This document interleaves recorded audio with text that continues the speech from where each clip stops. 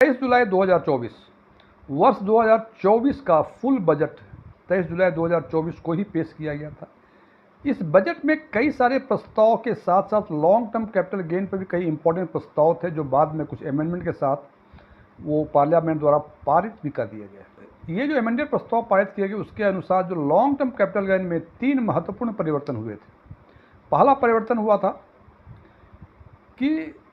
Other than equity assets यदि हैं, उसकी होल्डिंग पीरियड 36 महीने से कम करके 24 महीने कर दी गई थी। दूसरा परिवर्तन हुआ था कि लॉन्ग टर्म कैपिटल गेन जब कैलकुलेट होगा तो 23 जुलाई 2024 ऑनवर्ड जो कैलकुलेशन का प्रोसेस होगा वो विदाउट इंडेक्सेशन होगा। विदाउट इंडेक्सेशन का मतलब प्रॉपर्टी एसेट्स आपने जितनी में सेल की उसमें माइनस कर दें जितने में आपने परचेज की थी, जो डिफरेंस होगा वो कैपिटल गेन बोला जाएगा, लॉन्ग टर्म कैपिटल गेन बोला जाएगा। और उस पर जो टैक्स एप्लीकेबल होंगे वो 12.5% का होगा। जो पूर्व में 23 जुलाई 2024 के पहले long term capital gain calculate करने की प्रक्रिया विथ इंडेक्सेशन थी, और उसके बाद जो लॉन्ग टर्म कैपिटल गेन हुआ करता था उस पर 20% की ब्याज लगा करती थी। जब long term capital gain create होता है तो उस पर एग्जाम्पशंस का भी प्रोविजंस होते हैं, हालांकि कुछ सर्टेन कंडीशंस हैं वो फॉलो करेंगे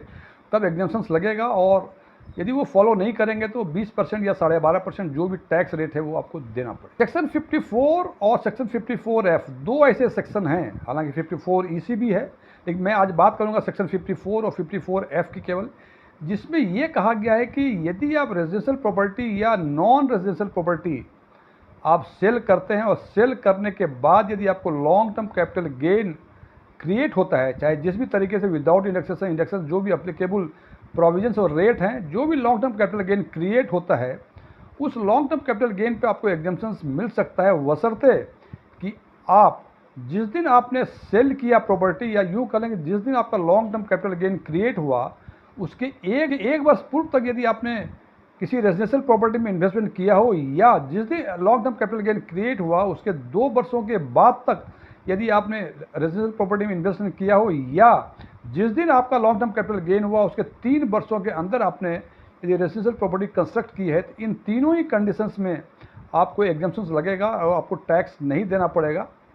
हालांकि इसके साथ कुछ सर्टेन कंडीशंस और भी हैं जिसकी चर्चा आज हम यहाँ नहीं करेंगे। आज हम चर्चा करेंगे एक ऐसे केस के बारे में कि एक महिला ने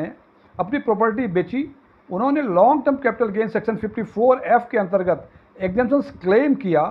और असेसिंग ऑफिसर ने उसको डिक्लाइन कर दिया और उनको कहा कि इस पर आपको एग्जाम्पशंस नहीं मिलेगा बिकॉज कि सेक्शन 54 का जो कंडीशंस था वो आपने फॉलो नहीं किया। हालांकि बाद में ITAT में अपील करने के बाद हाई कोर्ट के वर्डिक्ट को मद्देनज़र रखते हुए ITAT मुंबई ने उस महिला को एग्जाम्पशंस अलाउ किया और असेसिंग ऑफिसर को कहा कि ये 54F के सारे कंडीशंस फुलफिल कर रहे हैं, सो ये महिला इंटाइटल्ड हैं सेक्शन 54 में एग्जाम्पशंस क्लेम करने के लिए, और अकॉर्डिंगली उनको एग्जाम्पशंस दिया गया। आज हम चर्चा करेंगे वो केस क्या था और एक्चुअली कौन से ऐसे कारण थे जो असेसिंग ऑफिसर ने वो डिक्लाइन कर दिया था और सेक्शन 143 सब सेक्शन 3 में उनको नोटिस जारी कर दी थी। मैं DM झा, आप देख रहे हैं स्टोन टैक्समैन चैनल।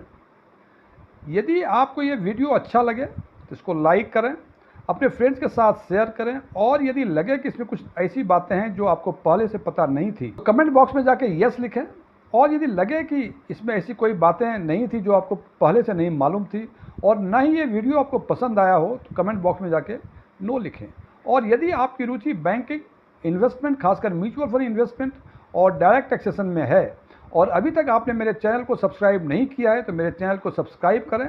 और ऑल बटन पे क्लिक करें ताकि हमारे सभी नए वीडियो की नोटिफिकेशन आपको लगातार मिलती रहे। मैं जो ये प्रेरित करता हूँ अपने व्यूअर्स को कि कमेंट बॉक्स में जाकर येस और नो लिखें, इसका एक ही उद्देश्य होता है कि मैं ये जानना चाहता हूँ कि जो वीडियो मैं अपने व्यूअर्स के लिए बनाया करता हूँ, जो कंटेंट या जो क्वालिटी हमारे वीडियो की है, क्या वो कंटेंट या वो क्वालिटी हमारे व्यूअर्स के लिए यूज़फुल है भी या नहीं है। इस सब के बावजूद यदि आपको कुछ और भी क्वेरीज करनी हो, कुछ संदेह हो, कुछ कन्फ्यूजन्स हो, आप कमेंट बॉक्स में जाके कमेंट कर सकते हैं। मैं जल्द से जल्द आपके जवाब देने की कोशिश करूँगा। 11 जुलाई 2011 के एक महिला ने अपनी एक ज्वाइंट प्रॉपर्टी जो उनके पति के साथ ज्वाइंट थी 2,85,00,000 रुपये में बेची, और उनमें लॉन्ग टर्म कैपिटल गेन जो क्रिएट हुआ उस महिला का शेयर 91 लाख था। और उन्होंने इनकम टैक्स फाइल रिटर्न किया कि 91 lakh long term capital gain plus 5 lakh उनकी अपनी इनकम, टोटल 96 लाख का उन्होंने रिटर्न फाइल की और सेक्शन 54 के अंतर्गत उन्होंने एग्जाम्पशन 91 लाख का एग्जाम्पशन लिया और उन्होंने बताया कि मेरा टैक्स जीरो है। लेकिन असेसिंग ऑफिसर ने जब उसको प्रोसेस करना शुरू किया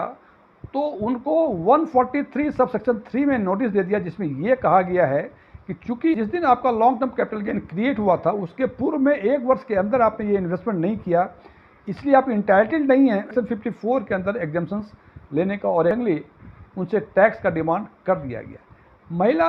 असेसिंग ऑफिसर के जजमेंट के खिलाफ सीआईटी अपील में भी अपील किया, लेकिन CIT appeal means commissioner income tax appeal,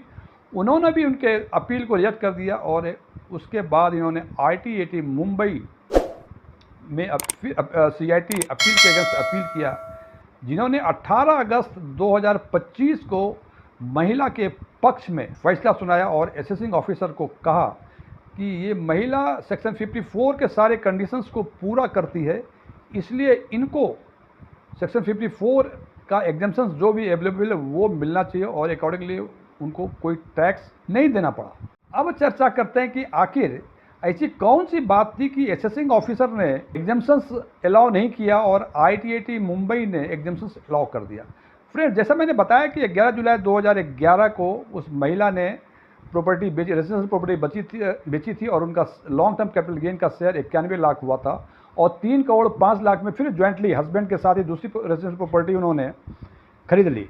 ये प्रॉपर्टी जो खरीदी थी उसमें असेसिंग ऑफिसर का व्यू था कि 11 जुलाई 2011 को इन्होंने प्रॉपर्टी बेची और उस दिन का long term capital gain create हुआ और नई प्रॉपर्टी का सेल एग्रीमेंट जो हुआ था वो 28 अगस्त 2009 को हुआ था और ऑलमोस्ट सारे पेमेंट उन्होंने 14 दिसंबर 2009 तक कर दिया था। इसीलिए चूंकि 11/7/2011 को long term capital gain create हुआ तो उसके एक वर्ष पूर्व तक 12 जुलाई 2010 और 11 जुलाई 2011 के बीच यदि इन्होंने रेजिडेंशियल प्रॉपर्टी में इन्वेस्टमेंट किया होता तो सेक्शन 54 के अंतर्गत इनको एग्जाम्पशन मिलता, लेकिन ये 1 वर्ष से अधिक का पीरियड है। दिसंबर 2019 में उन्होंने ऑलमोस्ट सारे पेमेंट कर दिए और एग्रीमेंट 28 अगस्त 2009 को हुआ था, इसी के लिए उनको 54 सेक्शन का एग्जाम्पशन नहीं मिलेगा और वो लायबल हैं 91 लाख पे टैक्स पे करने के लिए। ITAT मुंबई ने CIT वर्सेस श्रीमती बीना के जैन, जो बॉम्बे हाई कोर्ट के 1996 का एक केस था, उसका हवाला देते हुए ITAT मुंबई ने कहा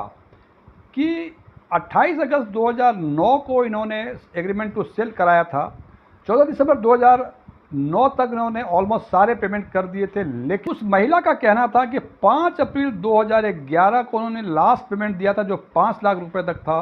और जब पूरे पेमेंट जब 5 अप्रैल 2011 को कर दिया तो 6 अप्रैल 2011 को उनको पोजीशन मिला। चूँकि पोजीशन उनको 6 अप्रैल 2011 को मिला जो कि 11/7/2011 के 1 वर्ष पूर्व के अंदर है, इसीलिए हमें सेक्शन 54 के अंतर्गत एग्जाम्पशन मिलेगा और ITAT मुंबई ने बॉम्बे हाई कोर्ट का CIT वर्सेस